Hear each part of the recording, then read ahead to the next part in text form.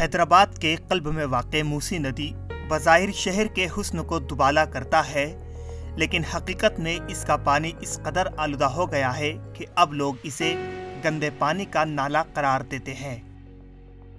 नदी की गंदगी जो है ना, इंडस्ट्रियल वेस्ट है, जितना भी सीवेज है हैदराबाद का, वो सारा सीवेज ड्रेनेज जो है ना इस नदी के अंदर मिलाया जा रहा है।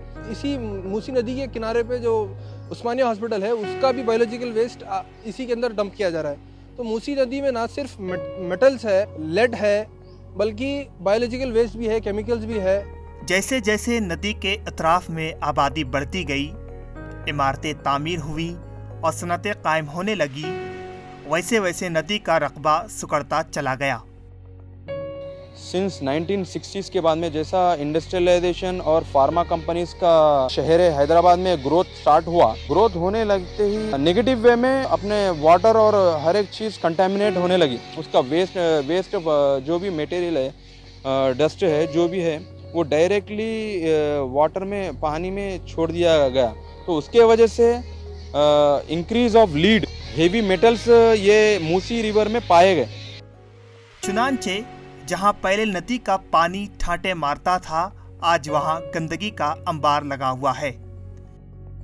आज ये नदी अपनी असली हैयत से बहुत छोटी और खराब हालत में है।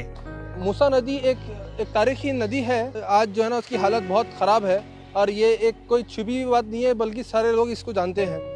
मूसी नदी को खूबसूरत बनाने के लिए हुकूमत ने कई तरह के इक़दामात के ऐलानात किए हैं, लेकिन उन ऐलानात पर अब तक कोई अमली पेशरफ्त नहीं हो सकी। इसको क्लीन अप करने के लिए ऑन पेपर हर एक चीज़ हो रही है, मगर अमल नहीं हो रही है। तो आवाम हैदराबाद अमल का इंतज़ार कर रही है कि गवर्नमेंट कब एक्शन लेंगी और कब इसको क्लीन अप करेंगे। तकरीबन 70 साल तक लाखों लोगों को पानी फराहम करने वाली मूसी नदी अब खुद अपने वजूद के लिए जूझ रही है। ETV भारत के लिए मोहम्मद रहमान खान की खुसूसी रिपोर्ट।